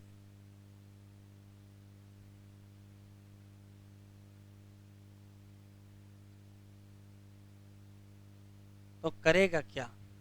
घटा देगा, इंक्रीज ब्लड ग्लूकोज। तो इसका मतलब यह है कि इंसुलिन और ग्लूकागान तो पक्के हो गए विरोधी, तो मिल के कभी कुछ काम करते होंगे?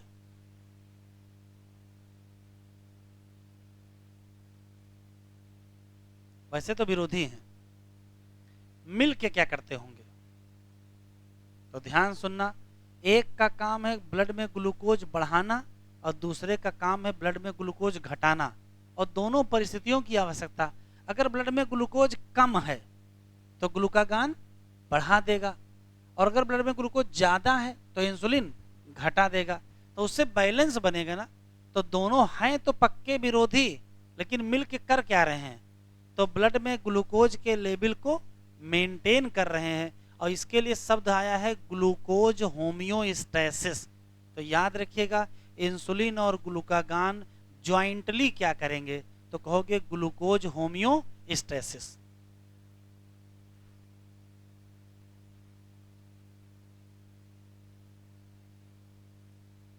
इंसुलिन एंड ग्लूकागान दोनों क्या हैं?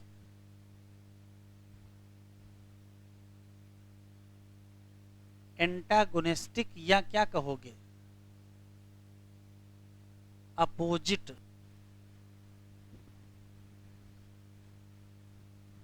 टू ईच अदर, लेकिन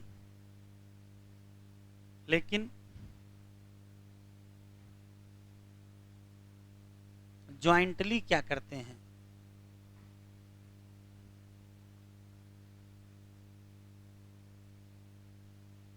मेंटेन करते हैं।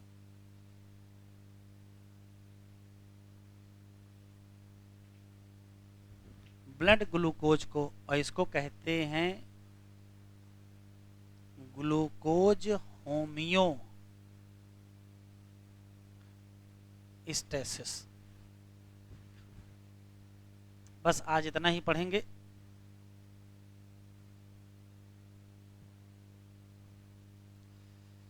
अगले लेक्चर पर ये पढ़ेंगे कि इंसुलिन ब्लड में शुगर घटाती कैसे है और ग्लूकागान ब्लड में शुगर बढ़ाता कैसा है। तो ये इंपॉर्टेंट चीज पढ़नी है। इसके अलावा 2-3 और इंपॉर्टेंट ग्लैंड हैं। इसके बाद कौन सी ग्लैंड है? टेस्टिस और ओवरी। तो टेस्टिस और ओवरी का फंक्शन, और सबसे इंपॉर्टेंट है हार्मोन ऑफ अदर। इस बार एक क्वेश्चन हार्मोन ऑफ अदर से भी आया है। और सबसे लास्ट जो हेडिंग है मैकेनिज्म ऑफ हार्मोन एक्शन, यहाँ काफी कॉन्सेप्ट हैं। तो अगले लेक्चर पर ये चैप्टर कंप्लीट उम्मीद है हो जाएगा। जिन जिन लोगों को पीडीएफ ना मिलता हो वो अपना नाम और बैच हमको भेजेंगे तो आपको पीडीएफ मिल जाएगा। ठीक है, छूट गया हो तो पीडीएफ से आप लिख लीजिएगा। बस आज इतना ही पढ़ेंगे। पैंक्रियाज का एनसीईआरटी वाला अंडरलाइन अगले लेक्चर पर कर लेंगे। ठीक है।